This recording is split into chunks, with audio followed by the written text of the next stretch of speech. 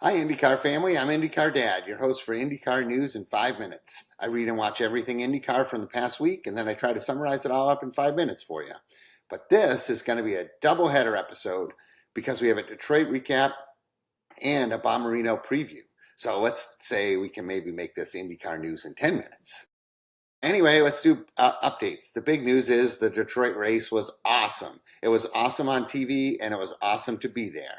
The track here in Detroit, some people say they hate it. I love it because it causes chaos, and I'm here for that. There were 173 on-track passes. There were 6 cautions, and so that's really great. Palou won the race over Kyle Kirkwood, which you would sort of think would be the predictable result. However, the race was anything but predictable. There were 7 lead changes among 6 drivers. There was also big beef between the drivers who were battling for the lead. Will Power and Scott McLaughlin both ruined their races just to battle. So for them, this was a mistake, but for the fans, it was awesome. Will Power even looked directly in the camera and said, which awesome, great drama, loved it. So let's talk about the results. Alex Palou won the race. He won it on strategy and pace. He was very fast, and his strategy was flawless. So there was no mistakes from his team nor the driver. He started from pole, and he earned the win.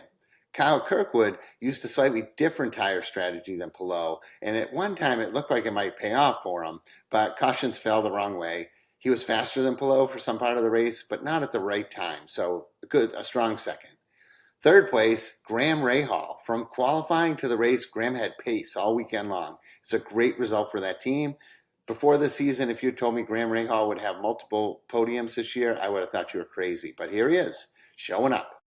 Fourth place, Pato O'Ward had a strong finish. Not a very exciting race, but he had pace all day. Christian Lundgaard was right behind him. He led laps and had a good finish. This was good for McLaren. They needed some good results. Hopefully we'll see some great results at some point for them other than Lundgaard's win at Indy Road Course. But McLaren's been a little seemingly less than the top teams. So, sixth place, a very tired, allegedly, Felix Rosenqvist started 16th and ran his way up to 6th in a really strong race. Louis Foster, another ROL car, really showed up this week and finished 7th. Marcus Ericsson had a decent finish. He was really the slowest of the Andretti cars this weekend, but he used his brain, stayed in the game, and got a strong top 10 and 8th. Kiffin Simpson had a strong race, and it was a nice top 10 for him. And then Joseph Newgarden had a hard-working run all day, started way in the back, and finished 10th. It's weird to see a Penske finish 10th, especially at Roger Penske's home race of Detroit. And Chevy didn't have a great weekend. They blew up a bunch of engines, and they only put 3 cars in the top 10 for their home race. Alex Palou won the Chevy Grand Prix in a Honda-branded car. That's a slap in the face. So we always do top rookie, and top rookie this week was Dennis Hauger. He finished 13th, which is a great finish for him. Just to give you an idea, he was 7 places ahead of Romain Grosjean, his teammate, former F1 driver. So Dennis Hauger is really looking strong. He's leading the rookie standings. One way I like to make sure we summarize the week is by doing winners and losers. It just makes it all really brief if you're listening at home.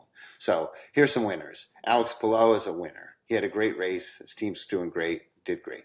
Kyle Kirkwood really demonstrated that he's a strong contender for the series championship this weekend. He was very strong all weekend, and this kid is not going down without a fight. So I love that.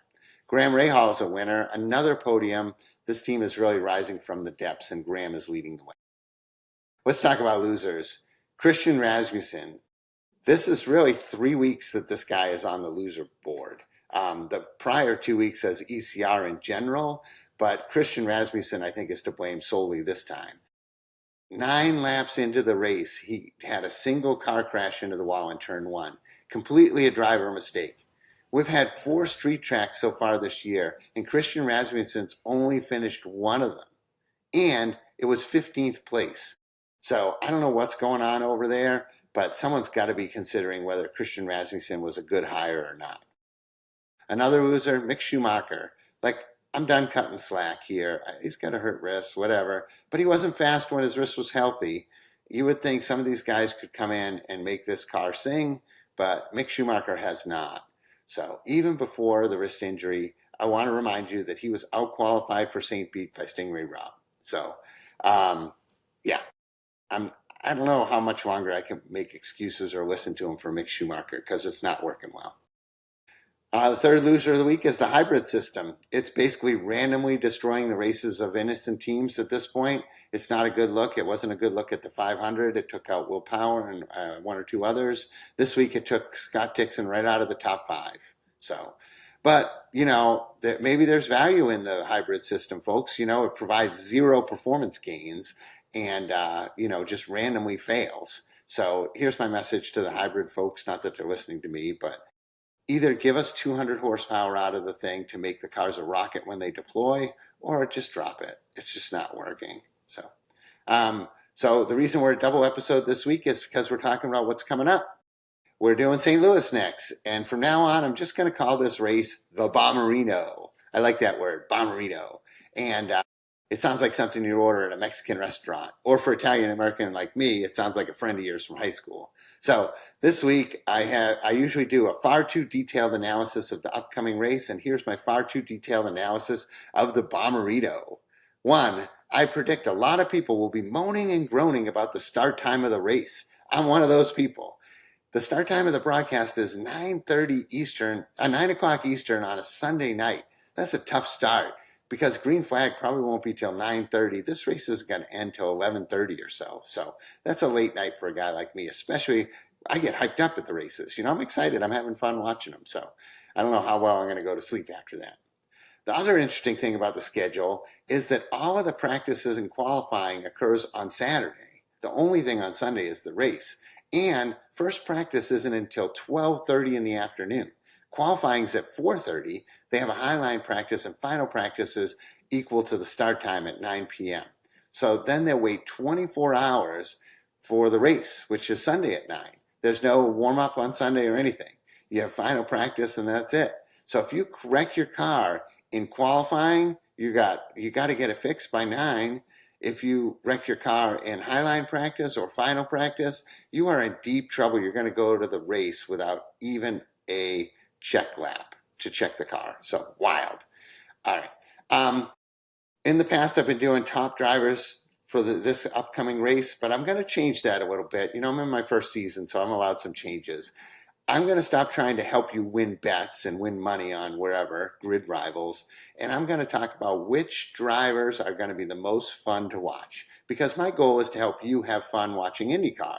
So I'm picking drivers that from their past history make it seem like they'll be fun to watch. First, Rasmussen. Christian Rasmussen. He's hyped up as a short oval guy, and lately hasn't doing anything else right. So if he doesn't get this short oval right, everyone's going to wonder what he's doing here. So he's raced here only once before, only once. I know he's had more than one prior season, but Ed Carpenter filled in at Gateway 2 years ago. So Rasmussen finished that one race he completed in third. So he has the greatest average finish of anyone in the field, third place. Joseph Newgarden's also a great guy to watch, and great short oval guy. I love to watch his in-car camera. If you get a chance on the IndyCar app, check out Newgarden's in-car camera. He flies into the corner and then seemingly makes brilliant decisions every lap. Anyway, his past 5 finishes at Gateway go like this. First, 25th. First, 25th. So that is checkers or wreckers, people. So watch for Newgarden. He's definitely going to be someone who's entertaining to watch. Kirkwood's going to be interesting to watch. His average finish at Gateway is 14th, but he won the race last year. Like out of the blue, Kyle Kirkwood won the Bomarrito. So it's awesome. He really could use a win to stay in the championship hunt. Alex Palou maybe isn't as strong on ovals like this, but he kind of is. But so we'll watch Kyle Kirkwood and for entertainment purposes. Scott Dixon is one to watch here. He won this race 3 years ago, and he's always run well here. He's consistently fast on the Bomarrito. David Malukas and Scott McLaughlin might be good people to watch. They had such a terrible result in Detroit that Penske's really got to be looking hard to make this work for the Bomarrito. And Pato's always in the mix for this race. He's finished second both in 2025 and in 2023, so he's got some strong finishes in the past. So Pato's always good to watch on the ovals. And then ROL might be fun to watch, not because they're going to do well, but that team has been really terrible at Gateway. So it's going to be interesting to see where Graham Rahal, Louis Foster, and Mick Schumacher end up. So, all right, other things to look for in the Bomarrito 500, which is it's supposed to be 500 kilometers, but it's not exactly 500 kilometers. Just let them call it. I'm just calling it the Bomarrito. Other things to look for is the Gateway track has two very distinct ends. It looks kind of like a pear. One end, turn 1 and 2, is narrow and they're slower. They definitely slow for turns 1 and 2.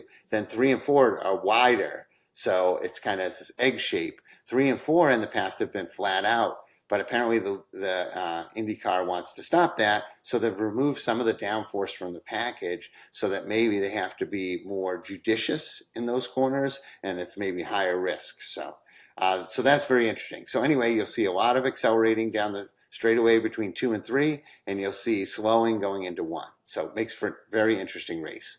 So they also really like this track to have a high line, meaning there's 2 lines. You can pass low or you can pass high, and they have a high line practice specifically to put down fresh rubber on the top of the track. But rubber turns to marbles, and marbles screw up the high line. So if there aren't any cautions in the race, they're probably going to be a little long so that they have time to get the track sweepers up and they can sweep that high line. This is great for the fans. It also means that if there's a yellow, you have time to go to the bathroom when you're watching on TV or even in the stands. So that's my advice. I try to help you have fun at the races and watching the races. I'm IndyCar Dad. You can find me on all the social media channels, or a couple of them anyway. I'm on TikTok and Instagram. I don't do the Twitter thing. And of course, you can find my podcast where you'll find podcasts. So thanks for listening, and I hope to see you at the races. I won't be at Gateway. I'll be home watching on the couch, hopefully staying awake. See you later.